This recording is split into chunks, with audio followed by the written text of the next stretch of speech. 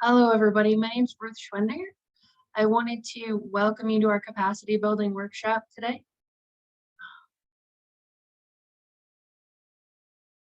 One of the things that we are going to do today is to really focus on, I'm going to wait just a moment while we have a few more people. So one of the things we're going to do today is really focus on building trust. So like I said, my name's Ruth Schwendinger. I get to work with Prevention Network, and one of the things that I'm doing with our current program is doing coalition support community change. And what that means to me is that recognizing that coalitions of individuals from different organizations, from different communities, gather together to build up our communities to effectively change the environments in which we're living and working and growing. And so when we're talking about building trust within that context, that's really the focus of what we're doing today. So that's what I view as our shared purpose. We're looking at ways that we as people working in prevention, substance misuse prevention, mental health promotion throughout Michigan can improve the environments in which we're living and working. We're going to do that through establishing and building on a culture of growth. And there's some basic things that we need to be able to do to ensure that we have a culture of growth. And one of those things is based on my top value, which is honesty. And so I've received some feedback from people over the last few months since we've been doing these workshops, which I've incorporated into some basic ground rules. But I also want to just say up front that this is challenge by choice, which means I'm going to be asking questions. This is a workshop. This is not a one-person presentation. And so I want to invite you to participate in that discussion at whatever level you feel is appropriate for you. I'm not going to say whatever level is comfortable, because in order for growth to occur, we need to step outside of our comfort zones. So I want to pause for a moment and introduce, I have two special guests with us today. So Ricardo Bowden is a friend of mine for the last few years. We'll say about 6 years we've been friends, Ricardo. And Ricardo gets to work with Peer 360 as the executive director, but he's also an individual with a lot of experience. And so I've asked Ricardo to join us today and last week to share from his experience how we can build trust in different communities. Also, Anna Winters is with us today. Hi, Anna. Anna also is a member of the Peer 360 community, and she's working to build trust and grow healthier communities where she is. So Anna, would you like to introduce yourself? And then Ricardo, just 90 seconds. Yeah, sure. Hey, thank you, Ruth. Thank you for having me here, and thank everybody for being here. My name is Anna Winters. I am, I'm Native American, but more specifically, I'm Anishinaabe. So most people might be familiar with the term Ojibwe or Chippewa. That I am from a federally recognized tribe in Wisconsin. However, I live here in Michigan. I live in Mount Pleasant, Michigan, and so I work very closely with the Saginaw Chippewa Indian tribe. And I also get to work for Peer 360 Recovery Alliance as a certified peer recovery coach. And I am the Isabella County Tribal Community Coordinator, and so doing what I can to kind of like bridge culture, traditional protocols and ways and values and stuff, and intertwine that into already established recovery programs such as Peer 360, who has been amazing at doing that. And I just get to be a part of the whole thing. So I'm just really grateful to be here. And I'm also a good question person. So if you have any questions, just let me know. Thanks. Thank you, Anna. I'm really grateful that you're able to join us today. We are going to go for about 40 minutes through some points, and then we will split up into groups or stay in a large group, whatever's most comfortable for people. And and really go through some of those questions we have about how can we learn from Anna and Ricardo's experience and from one another's experience to build trust in our community and workshop that. That's the purpose today. So thank you, Anna. Ricardo? Sure. Thank you, Ruth. And hello, everyone. So my name is Ricardo Bowden. Among other things, I'm a person in long-term sustained recovery from substance use disorder. I am director of 5060 Recovery Alliance. We are a top-to-bottom, peer-led, peer-driven, peer-to-peer service organization. Everyone in that organization are people living in recovery from SUD. I have a very academic and professional background. I received a master's at University in public administration. I have other educational experience around urban development, urban planning, those kind of things. And economics was one of my minors. I learned something about supply and demand way back in those days. And then I have a number of certifications. I have for certification in prevention as a consultant. I have SUD certification as an addictions counselor and as a recovery coach. And then of course I manage recovery coaches. Also something else that really feeds my experience around prevention and recovery is I'm also a person, long-term survivor of HIV and AIDS. I became infected with HIV back in 1987 and went through all of those dark days. Learned a lot from a lot of good people who worked very, very hard to help a lot of other people stay alive, including me. So I bring kind of all of that perspective to my space in the workforce and in both prevention and in recovery. Thank you for sharing that, Ricardo, with us. I appreciate that you're able to help us identify some of your experience. It's important when we're doing introductions to allow people to identify themselves and then to follow up on referring to them in the way in which they identify. So whether that's by name or by professional title or as individuals with certain experience or with different levels of abilities, there's an importance to honoring the way in which people identify.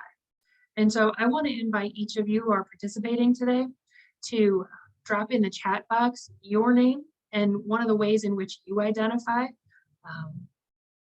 as well as your email address. If I don't have your email address, there's no guarantee that you will receive a certification or a certificate of attendance for today's workshop.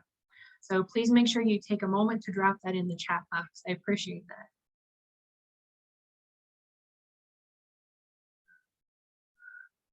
As we are as I am continuing to grow and learn, I wanted to share some of these points with you.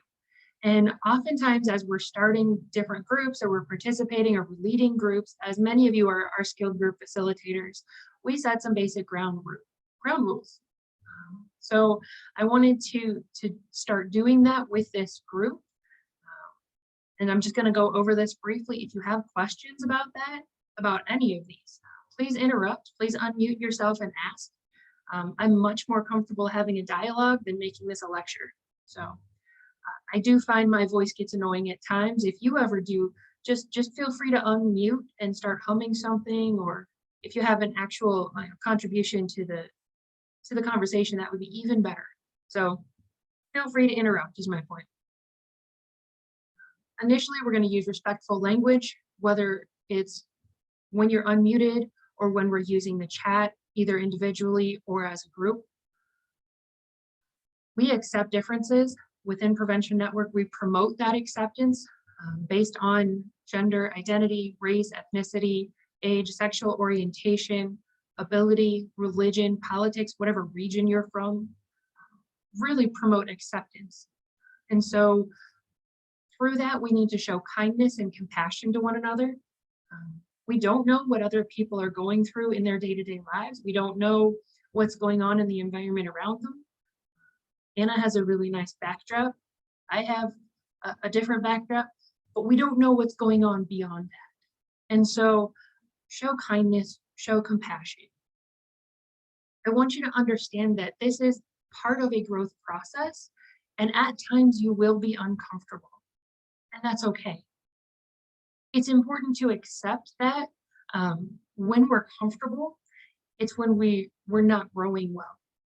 And so there's different levels of either we're growing, we're plateauing, or we're declining. And I want you to consider that if you're uncomfortable, you're probably in a growth phase, and that's a good thing. So recognize when you are uncomfortable, what it is that's making you uncomfortable, and bring your authentic self would be the next point here.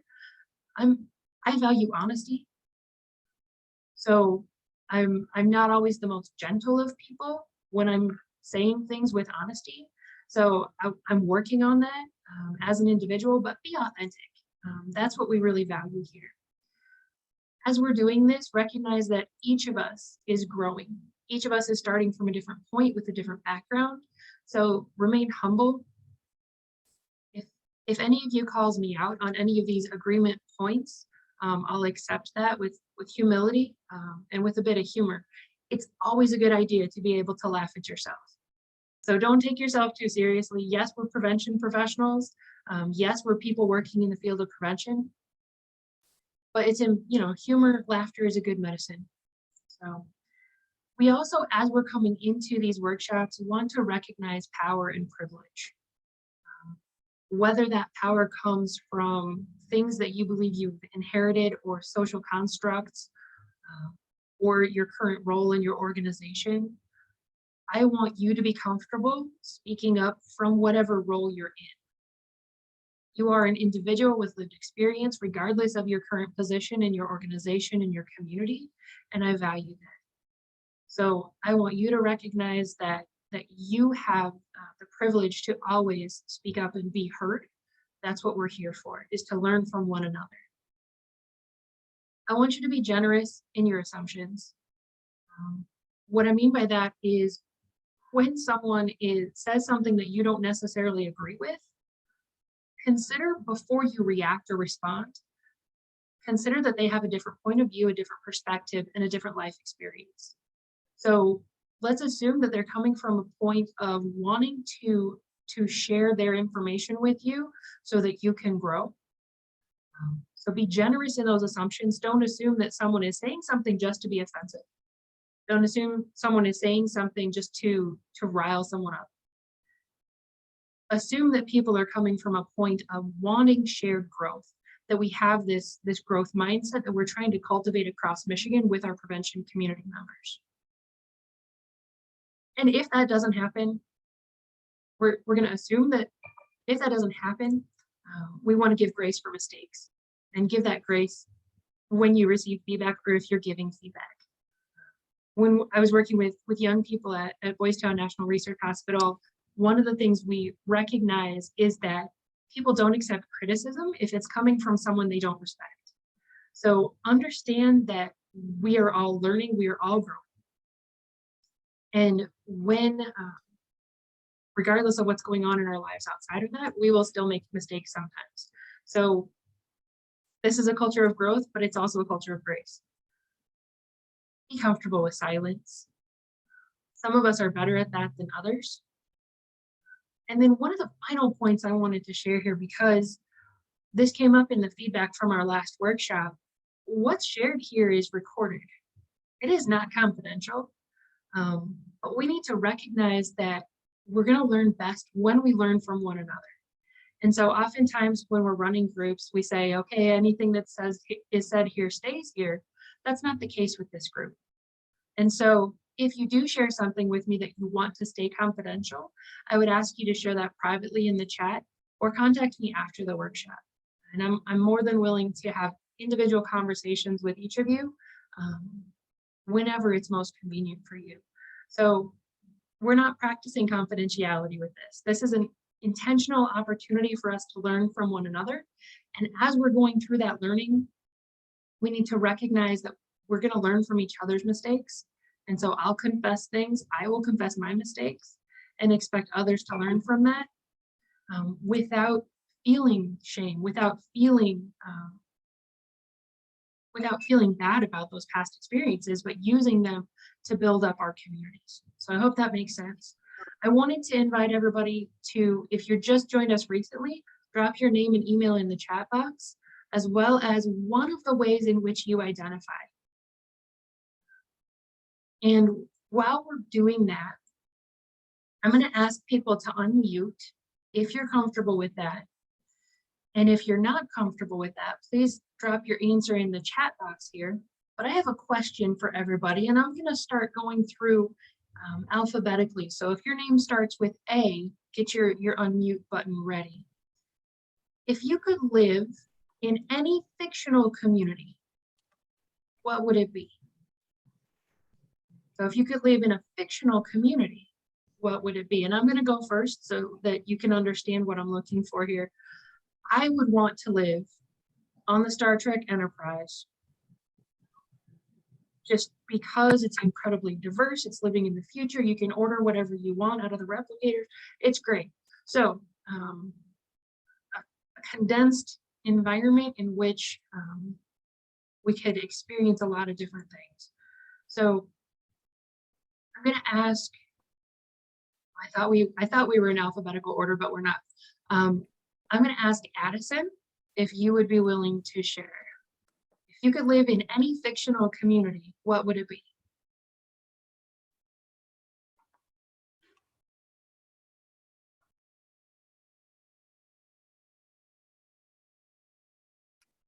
And we're comfortable with silence, but if your microphone's not working, let us know that too in the chat box. So Addison, I'm going to pass over you for now and switch to Allison. Allie, if you could live in any fictional community, what would it be? I would live underwater in the ocean at like Atlantis or something, because that would be so cool. And I think Addison might be frozen. Okay. Thank you. Sorry, it's frozen.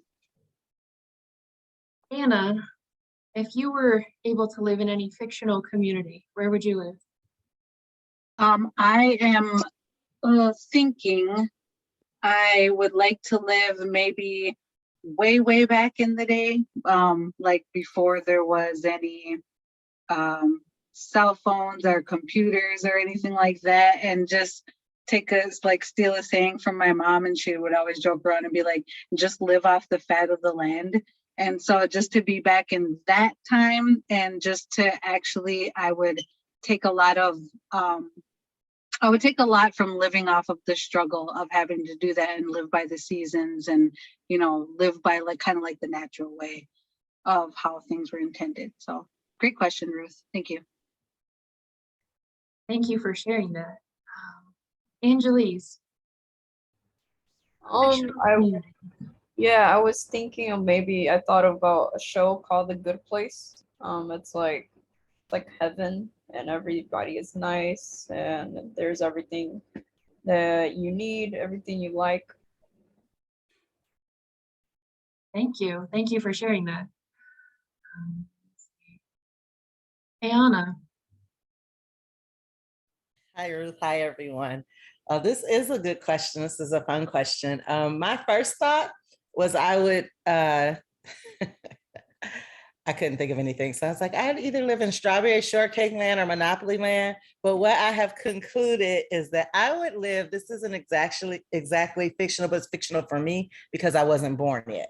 I would live in the Motown era because I just love music. And I'm so fascinated by how that came to be and how they, started such a revolution in music. And I'll say that without all of the vices that they had to face, but I would love to live in the music component of Motown. Wonderful response. I love that. Music is such a great motivating factor. It's a great way for us to connect. I love that. Looks like Addison's coming back in from the waiting room, so rejoining. So thank you, Allie, for pointing that out. We'll come back to Addison in just a minute. Erin, would you like to share?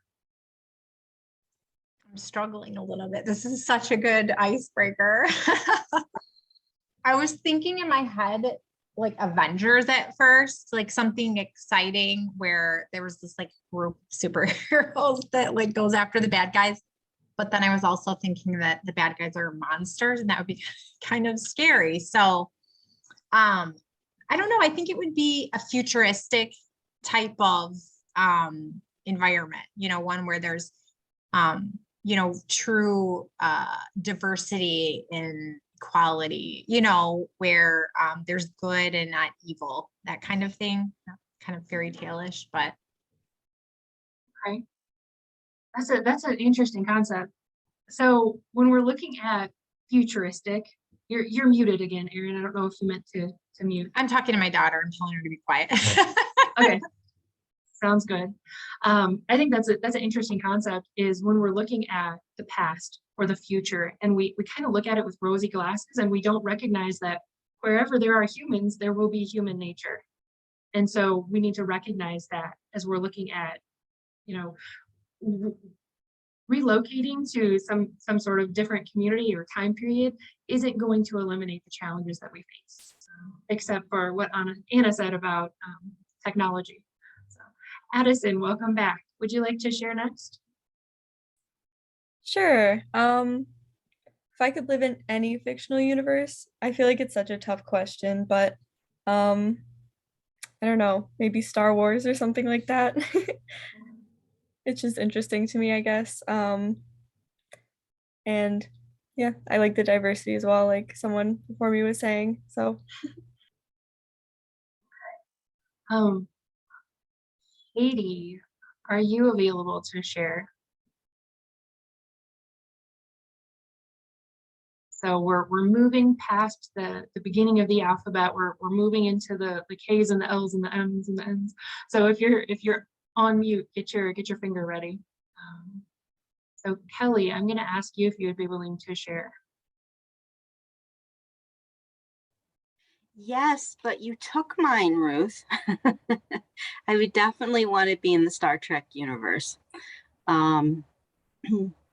because of the acceptance and the diversity, and just I find it just much more welcoming, and there's not as much suffering. Okay. I like the medical advancements, as far as you can walk through a scanner and they'll tell you exactly what's wrong with you. So Katie, if you're willing to share, if you would like to participate in this part of the conversation, I invite you to unmute. I'm going to move on though to Lori. And Lori, if you could live in any fictional community, what would it be? Okay, I had a bunch of good ones. I have a daughter, if you cannot tell by my background, and she has a lot of books. And I was thinking of the town of Chew and Swallow from Cloudy with a Chance of Meatballs, because all their food just comes out of the sky and everything's made out of food, and it sounds really fun. And I like food, and it just sounds very like self-reliant, kind of like, we're sustainable within our own little community, and we don't have to rely on other communities or other countries, and no politics, just eat food all day. Yeah, that's a good point, especially when you have multiple mouths to feed. That's a big benefit. Thank you. Louise, would you like to share? Sure. And I'm not sure if it's necessarily a fictional community, but more of far-reaching and compared to where I'm currently at. I had the once in a lifetime opportunity to go to the Maldives and would love to live on one of these remote islands, just because it is so calming and peaceful. I find the ocean waves are just lull me to sleep. And I was up without an alarm at like 7 a.m., 6 a.m., which doesn't normally happen. And I was in bed at a normal time, and just my inner clock reset. And I'm not sure how with jet lag, but I would love to go back to that place where, it's just low key, everything was casual, or just very go with the flow, your own timeline, things like that. I highly recommend, if you ever have the opportunity, please go. All right. So Katie, it looks like you have a response to Louise's, and then you can go ahead and share your own response too. Louise, it is my dream to go to the Maldives. Like I have wanted to go there my entire life, so I am extremely jealous. And I think I might actually steal that answer too. I was kind of thinking before that I would like to live in the world of like Grey's Anatomy because that's my favorite show of all time. But the Maldives sounds very peaceful, so I would take either one of those. Okay, that's a good response. It's totally okay to come up with your own, but it's absolutely okay to be in agreement with someone else too. So don't feel like you have to say, oh, they stole my answer. Be yourself, be authentic. That's totally okay. Mara, would you like to share? Yeah, I was gonna say, I think the Star Trek Enterprise is a great answer and probably the best answer. I was thinking Paris, but the Paris in Ratatouille specifically, where everybody's connecting over food. There's no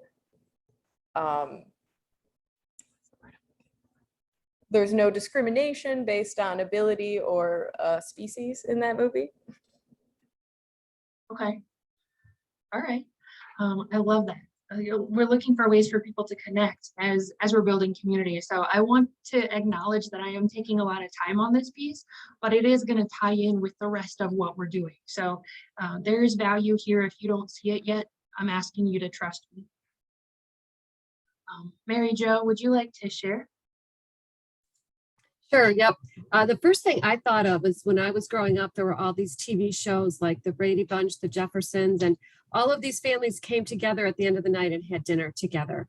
And I love that. And they were blended families, and they were, you know, they definitely had a lot of issues. And obviously, like in those types of TV shows, they were all figured out by the end of the half hour. But what I really liked about it was the family dinners at the end, and just that sense of community, you know, people kind of helping out, knowing your neighbors a whole lot more than now. So when I think of communities that are really good, some of those TV shows that I don't really watch TV anymore, but when I was growing up, I just remember so many TV shows about families and community.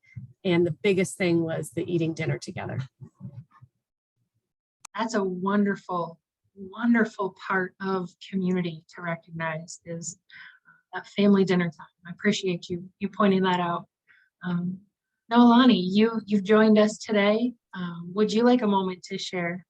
Noelani was an individual who helped develop those group meeting rules. So you'll see that attribution at the bottom of the slide in the future. So thank you. Thank you, and thank you for letting me join. I have to say that I will join each of you in your fictional worlds. All of them sound wonderful, and you are more than welcome to join me in my fictional world, Willy Wonka's Charlie and the Chocolate Factory, because I, like one of our previous speakers, am food motivated, and I love really, really good candy. So what better place than to be in a world where everything's made of candy?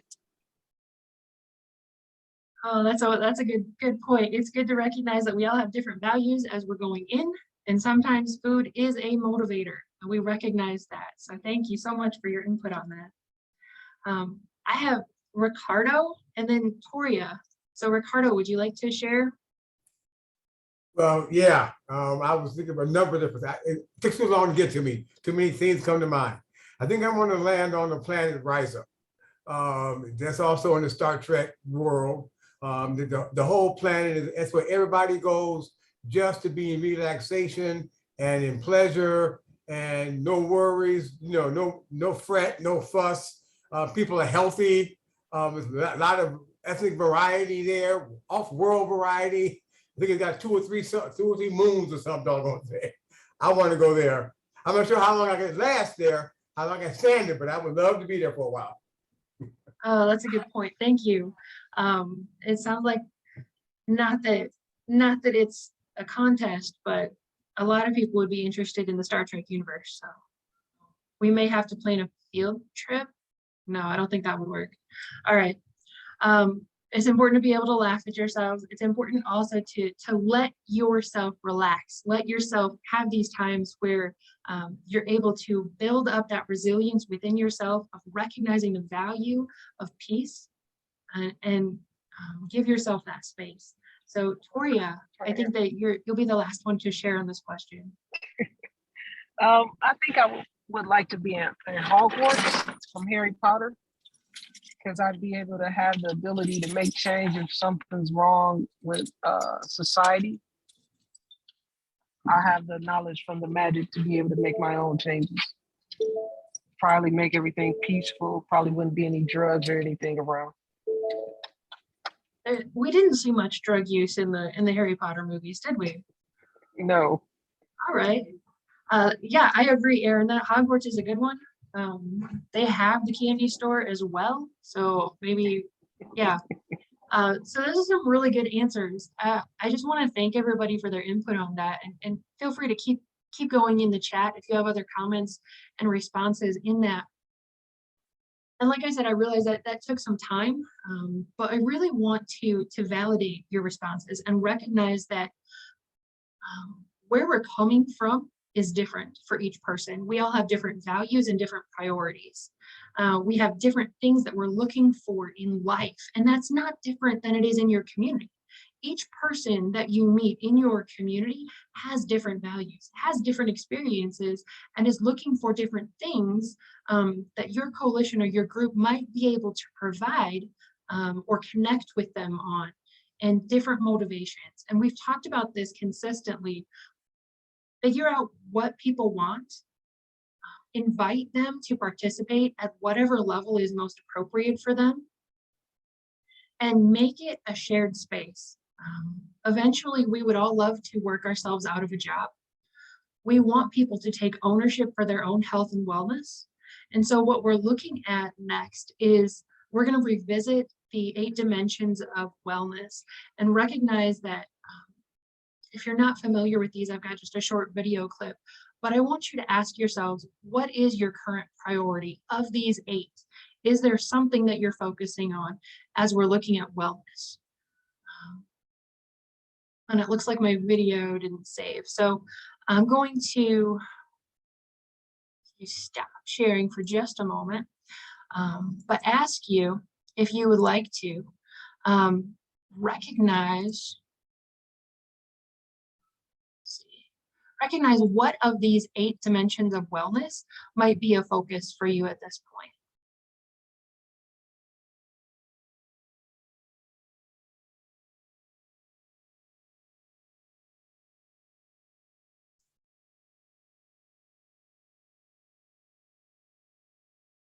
Okay.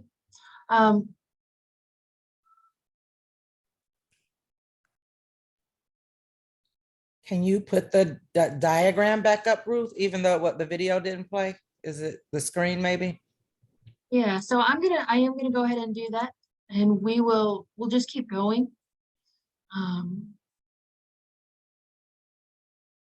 So I'm going to remove the video and put us back on presentation mode. So while we're looking at this, our 8 dimensions of wellness, I want you to find the location where you had that mute button. There's a toolbox that you can open up that's on that same bar. So you have your meeting controls that says mute, video, participants, chat, things like that. On that bar, I want you to find the more button.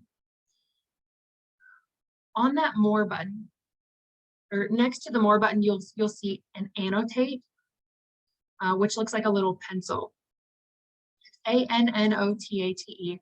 I want you to click on annotate to open a second toolbar. So if you don't have this presentation maxed out on your screen right now, this is going to be difficult for you. So I would encourage you to put everything else aside, open up your meeting controls, find that annotate button, go ahead and click on it. It will open a new toolbar. Across the top of my screen, because I'm using a PC, we've got different options, and I want you to choose a stamp option, which is the 5th one from the left. And you can choose a star, an arrow, a heart, a question mark, check mark, whatever works for you. And then you Ruth, I think, I know I don't have a little difficulty getting started with this process, like the very beginning of it. Okay. Okay, can you back up a moment? I want to join in. Yes. So I'm going to share my entire screen so you all can see everything here. And we'll start back over. So I have this toolbar at the bottom of my screen with mute, security, participants, chat. You won't have all of those, but you will have this option. And so next to this toolbar, I have this button called annotate. I don't know if everybody's with me at this point. When I click annotate, I have a new toolbar open at the top of my screen. I'm going to choose a stamp to add to my screen. And you can choose any of them, but what of these 8 dimensions of wellness is a current priority in your life? And you can choose more than one.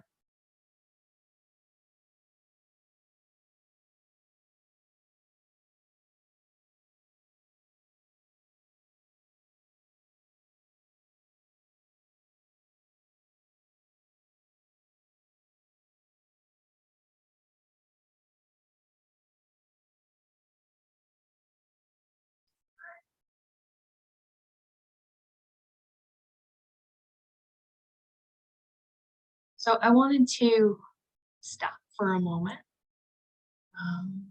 and say thank you. This is one of those things that we can do when we're starting meetings or any time. And I recognize when I did that, I lost most people's notes when I reshared. But really that exercise is for you. And whether we're recognizing that there are things that each of us is working on to grow and to improve, and that this is an ongoing process. But when we as people who are working in SUD, mental health prevention, and the wellness, we need to recognize that we don't have all the answers. The value of coalitions, the value of community-based groups is that we can draw from and lean on the strengths of others. That's the value of community-based groups. That's the value of coalitions, is because you don't have to have all the answers, but we do have to recognize and draw from all of these other strengths that other people have. And recognize that even if someone may be the strongest, even if somebody may be the strongest at one of these dimensions, doesn't mean that they have all the answers either. It's an ongoing growth process. And so I want to thank you for participating in that with me, just kind of using some of these tools that Zoom has had all along that we maybe aren't familiar with. And so I want to thank you for that. So I am going to go ahead and clear all of our drawings and help you. I want to recognize that one of the other pieces of feedback that I received over the last few weeks is in talking about cultural competency. So 2 weeks ago, we started talking about building trust as the main focus of our workshops within the strategic prevention framework. When we're talking about the strategic prevention framework, we're talking about this wheel, this flower on the right. And we talked about this as an ongoing process of assessment, capacity building, planning, implementation, and evaluation. When we're talking about strategically doing prevention in our communities, there are 2 points in the center of this flower: sustainability and cultural competence. I will continue to use the phrase cultural competence as we're referencing the strategic prevention framework, but I want to recognize and kind of define the differences between cultural competency, cultural humility, and cultural responsiveness. So I pulled this, I need to move my text box here. I pulled this from a packet created by the PTTC of New England through funding from SAMHSA, called Restorative Prevention.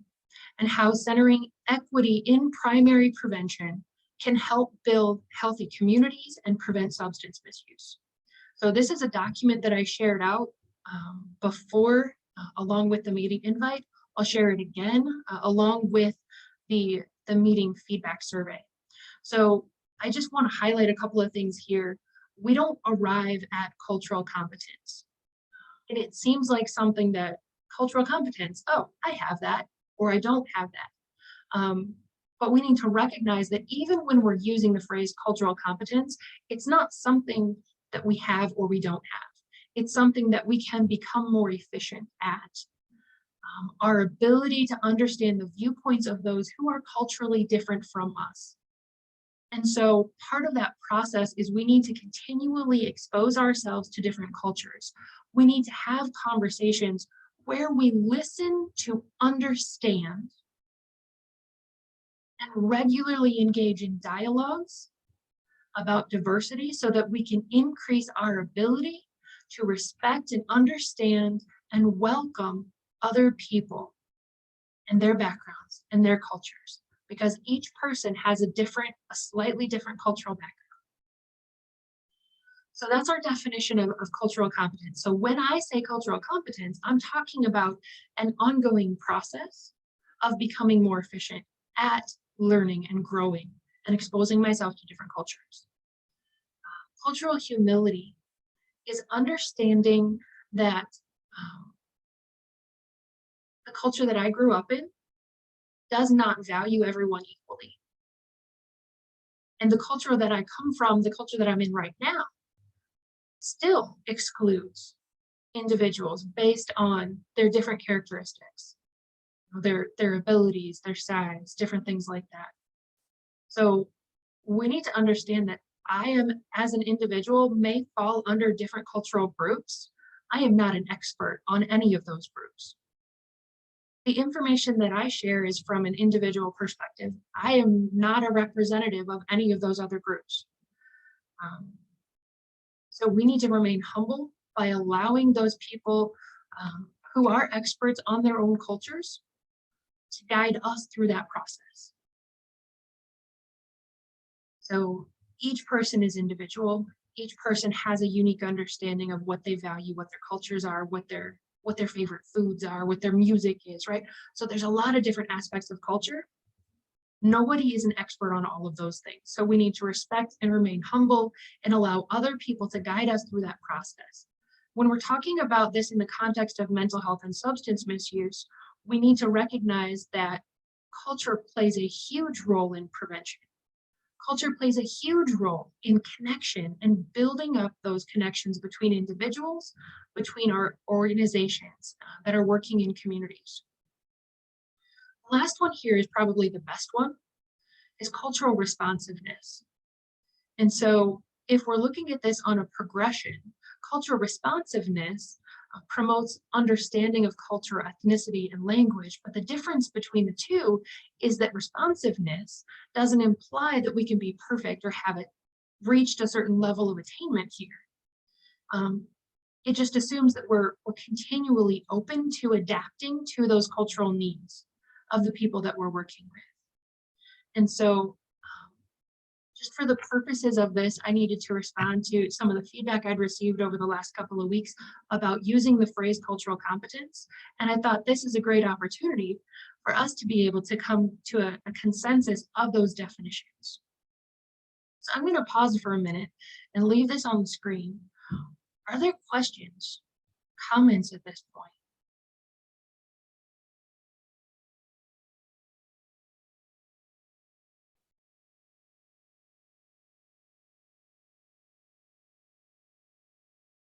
Yeah, I'll make the comments. Hey, Ruth, it's me, Anna. I just really appreciate you taking the time to bring that to our attention and then go over each of them individually. That was really helpful for me and hopefully helpful for others as well. So thank you. Thank you, Anna. Appreciate that.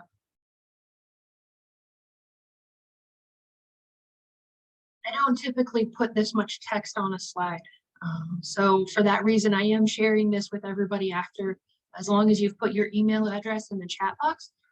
If you haven't put your email and name in the chat box, please take a moment to do that now. I'm going to move on.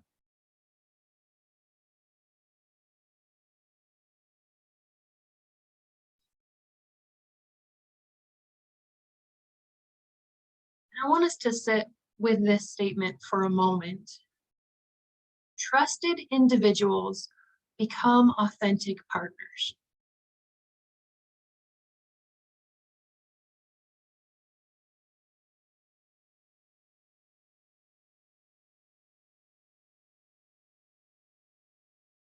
Trusted individuals become authentic partners. When we're talking about building trust within the context of community coalitions and community-based groups, we need to have a level of trust so that we can become authentic partners. I'm talking about people trusting you, about you having people whom you can trust in the community.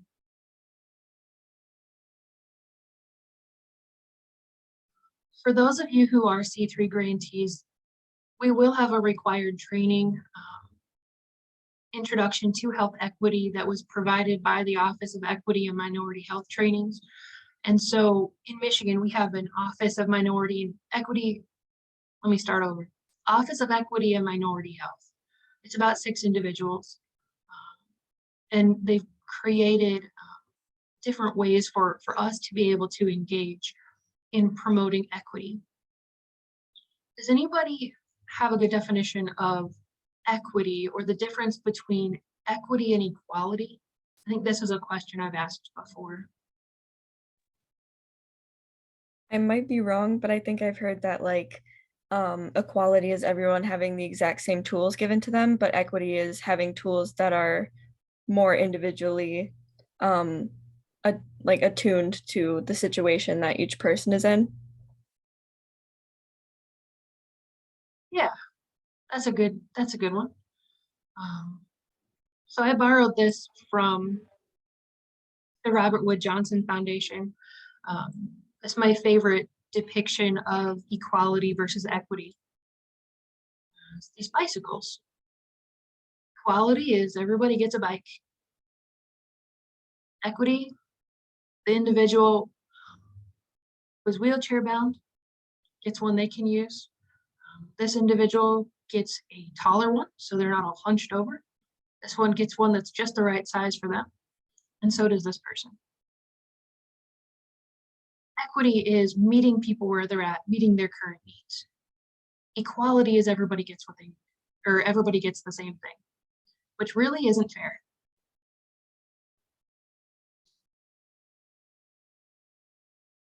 Other thoughts on that?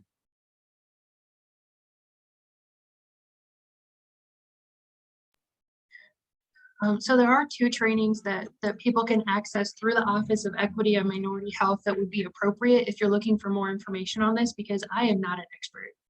It looks like, Ricardo, you have your hand raised. Yeah, thank you. I once saw a graphic that always sticks out in my mind about the concept of equity. Essentially, the graphic depicted an apple tree. And there were a number of people standing around the apple tree. There were taller people, shorter people. And so we think, well, there's an apple tree, everybody's got a shot. If you're 6 foot tall and the apples are 8 feet in the air, you got a shot, you know? But if you're 4 foot tall, you don't. So equity is put the apple tree there and get everybody the right size ladder so they also can reach the apples. That's more toward equity. I always think about that when I think about equity. Mm-hmm. That's why I'm sharing some of those visual cues that other people have created. I think that a lot of that will stick with you. And I've seen, we've probably, most of us seen the individuals lined up looking over a fence, and everybody has the same size box to stand on. That's one of the more common ones that I've seen as well. So are there thoughts on this comment, this statement, this broad statement that I've put out there? Trusted individuals become authentic partners. This is something that's important for us to understand because that's what we want. We want authentic partnerships. We want to be able to call somebody up and say, hey, I have this thing going on. Can you help me with that? That's what community is about, is being able to lean on one another with whatever it is that we're dealing with. Because we know that systemically, we cannot deal with substance misuse on our own. It has to be a community effort. No individual is able to change the environment in which they live effectively enough to protect everyone else.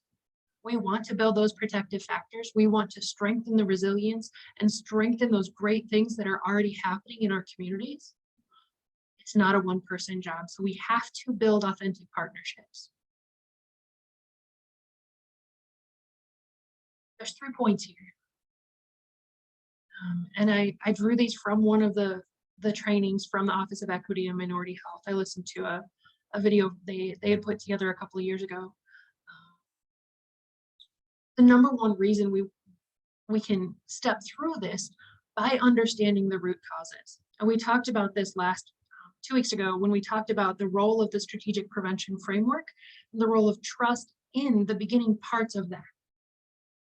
We need to truly understand the root causes, not just say, well, so-and-so doesn't provide that service, or so-and-so keeps doing this and putting it on other people, or, oh, that only happens, that's people who come in from out of county.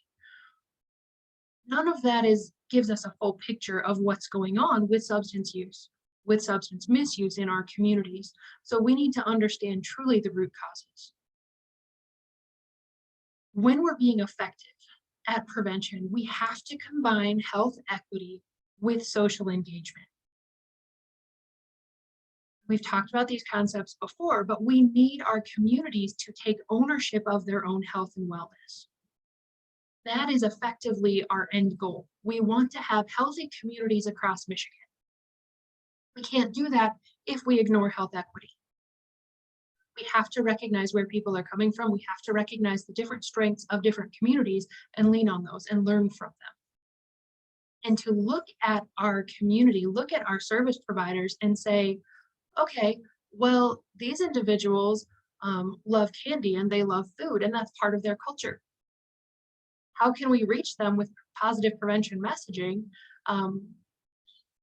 without endangering their health? How can we promote healthy living while still valuing candy, right? How can we, in Mary Jo's case, we want to really value those family dinners and that family dinner time. That's something that we would hope to attain in certain communities. That's a highly valued thing.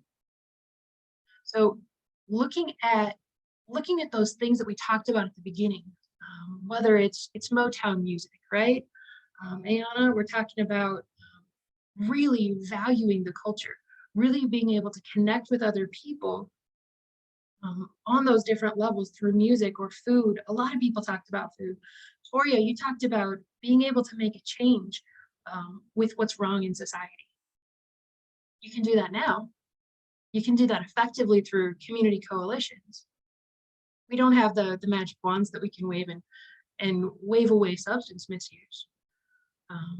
But we can address those underlying root causes, and we can combine health equity with social engagement so that people have that sense of community, and we can then build on that. And the last point here is that ongoing evaluation. We have to be involved in a process of continuous quality improvement. We have to do a deeper dive into the data. We have to look at, okay, well, I know that Asian Americans have overall better health than white Americans, than Caucasian Americans. Okay, but within that subset, are we looking at Asian Americans can include a huge group and a lot of diversity. And so we're looking at those subgroups and asking deeper questions. Is it all Asian Americans? No, it's not. There are certain subgroups that have great maternal infant health care and some that don't. And so when we're doing this continuous quality improvement, we need to keep asking questions. We need to do this ongoing evaluation and do a deeper dive into the data. Look at those health disparities that are existent in our communities. And there are, regardless of where you are in Michigan, And it's not always some racial construct, some social construct of race. It is oftentimes like age discrimination, or a couple of years ago, we had a county commissioner who was wheelchair bound, and the county building where meetings were held was not wheelchair accessible. We need to identify those opportunities for improving equity in our communities and address them as part of our overall health and wellness, because when we have people who can engage, we will have a better community. And that sense of community is critical. It's critical to substance misuse prevention.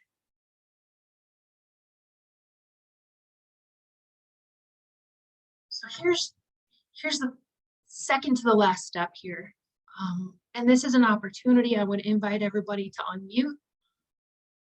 Why is trust important when we're talking about the implementation phase of the strategic prevention framework? So the implementation phase, we've already identified what the needs are. We've identified what programs or policies that we're going to change, what environmental strategies we're going to address in our community. Why is trust important there? My first thought, Ruth, is because when you're doing anything in the community to help someone, and if someone is in need of help, they may have been harmed before. And so their trust levels may not be, not that any of our trust levels are 100%. You know, you trust people to do right by you or to help you based on, well, you allow people to help you based on your trust of them. So it's very key to establish trust in the beginning based on authenticity, honesty, care, and concern, and whatever is important to the person that you are servicing or helping. That's my first thought. You don't want someone, no one wants to put their trust in someone and that person doesn't really care, or that person will abuse them again or contribute to their abuse again or harm them in any way, whether it's scamming or anything. So that's my thoughts. Thank you for that. That's a good point. When we're coming from an organizational standpoint too, we need to recognize that historically we have been the cause of injury. So recognizing that, we talked about at the beginning, one of those steps that we talked about was acknowledge power and privilege. We have to acknowledge our role in that as well. Whether we take responsibility for that as an individual or not, we want to recognize that too. So absolutely. Ricardo, your hand's up. I would also add that interacting in communities where they've had a history of less resources and less privilege, and people of color, people with not much socioeconomic strength, all that, that there's been a pattern of promises being made and promises not being kept.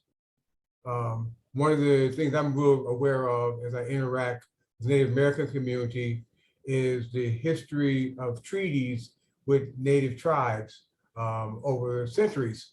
And we actually had a Jeopardy question about that. What percentage of those treaties were broken was the question. I thought it was like over 90%. The answer was 100%. And so there's already, I don't believe I can trust you when you walk in. So I need, as the provider, then I have to be really, really careful that I operate in a way that's consistent, transparent, and all of that on an ongoing basis with people, because the expectation is you're going to screw me sometime along the way, because you always do. Yeah, I mean you in a rhetorical sense. I'm gonna call it saying you, Ruth. Thank you, Ricardo. I think that's when we're looking at the historical context. Absolutely. I think it was the University of Ontario put together a map where we can see what used to be land owned by Indigenous people. And it's a time progression map. And it takes us through to 2017, I think. It's terrifying to look at what has happened in our land in the past. And one of the beginning things in the document which I shared about restorative prevention, the very first part is about land acknowledgements and recognizing that the group of people that Anna is working with in the Isabella County community is one of the largest in Michigan that's remaining geographically. And so, Anna, they have a powwow coming up in July, right?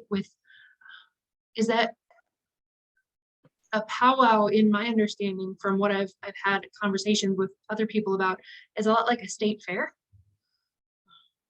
but there's a lot more to it than that. Can you share a little bit about that? Yeah, thank you, Ruth. It's actually the last weekend in July, so the Saginaw Chippewa Indian Tribal Powwow. And the way that I was taught about powwows is it's more of a social gathering. And so it was an opportunity like long time ago. This is just from like my dad and my uncles used to tell me when I was a kid, where other tribes from other areas and stuff could come to a certain area, and it was like a social gathering. And you know, there was food that was shared, and there was the drum and songs and dance, and you know, it has evolved over time. But I still view it as a sort of social / cultural gathering.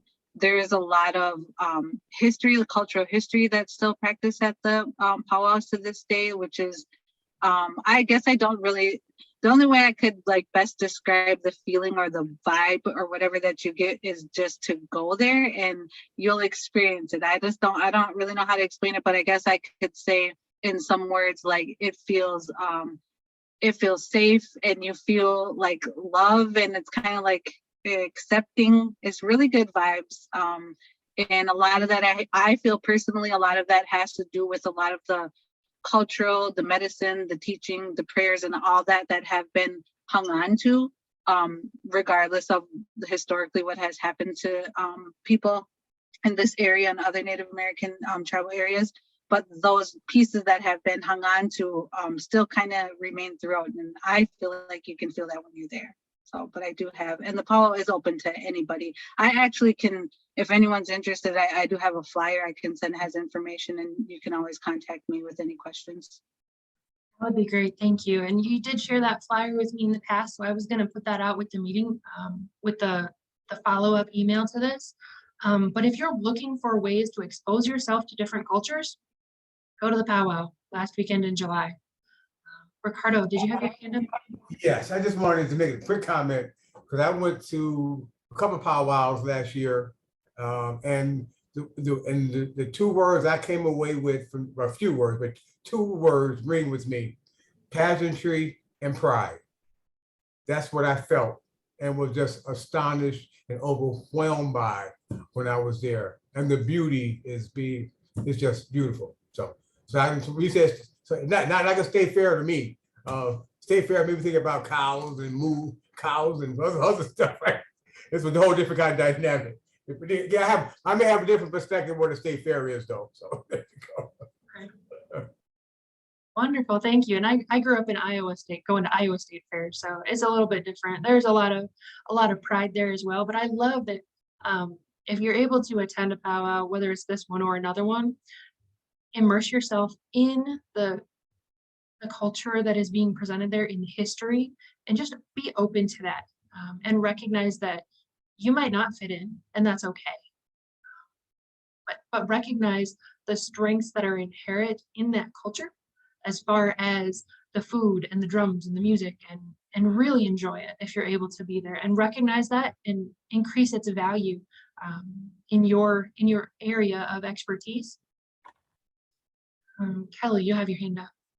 I just wanted to kind of comment that I feel in a sense privileged because I grew up mostly in Southern California, very, very poor. I mean, we weren't wealthy, but the fact is that growing up there, I was very exposed to a diverse population and other cultures often.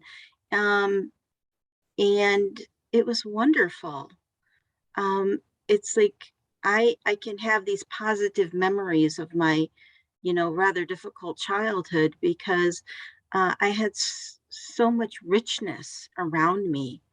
And I really do believe that being exposed to so much diversity helped shape who I am today. And I just can't help but wonder. We say that in prevention that one one-time events really don't have an impact, but I can imagine a cultural event, held in a rural area that would really have an impact on people, exposing them to different cultural norms and just enrich their own thinking. So, and even recently with Anna and Ricardo at a Peer 360 event, I learned about smudging, and I was just in awe of it, and the peace, and the openness and kindness that I felt there. So I just kind of wanted to mention that. Thank you. That's Ricardo's put up a heart. It is heartwarming. I just want to touch on this last piece of the strategic prevention framework. We went through the rest of them 2 weeks ago. If you weren't participating in that workshop, I invite you to go to the YouTube page, Prevention Network, and revisit that video. It is up live, as this recording will be, by Friday is my goal. So our last question, why is trust important during the evaluation phase? Recognizing that this is an ongoing process, and I am going to lean on your experience and your understanding here.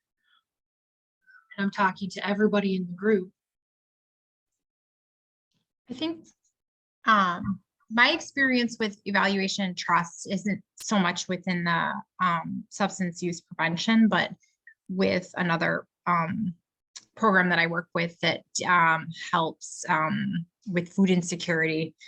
And I feel like when you have that trust throughout the whole process, especially during the evaluation phase, you're more likely to get people that are going to be honest about their feedback with you, because they're going to feel like they trust you to actually take whatever their experience was with whatever you implemented and actually, improve upon it and use that for good. So I feel like if that trust is there, it's an important piece of getting kind of that honest feedback for evaluation. I appreciate that perspective. I will continuously ask for feedback, and then implement that feedback. And if I'm not going to make changes based on the feedback, I'll let you know why. So I encourage you all to, when we're done here, take 90 seconds and provide whatever feedback you have for me. I'll share a link out in Google Forms, but yeah, we need that honesty. It all comes back to that. If what I'm doing is not effective, I need you to tell me so that I can change what I'm doing, because the goal here is to have a community that cares for its own wellness, not for my feelings to be protected and me to feel like I'm doing a good job. I'll get over it. I have thick skin. What I need to know is, how can I serve you better? How can I partner with you in ways that are meaningful? How can I support the work and the strengths that are already happening in your communities, right? So now it's your turn. I want us to, if you're willing, we've got 15 people. If you're willing to be put into a small group to talk about this, just put up your hand either on camera or using the reactions. If you're not, that's okay too. Just put no in the chat. And I'm going to stop recording in just a few minutes so that we can have those conversations in a more comfortable space, because yes, I know that we're going to be uncomfortable a little bit when we talk about this, but I want to make sure everybody has that opportunity to do this and be authentic without having that be recorded. So thank you. I see a lot of hands up. I'm going to stop our recording at this point. Thank you for being here with us.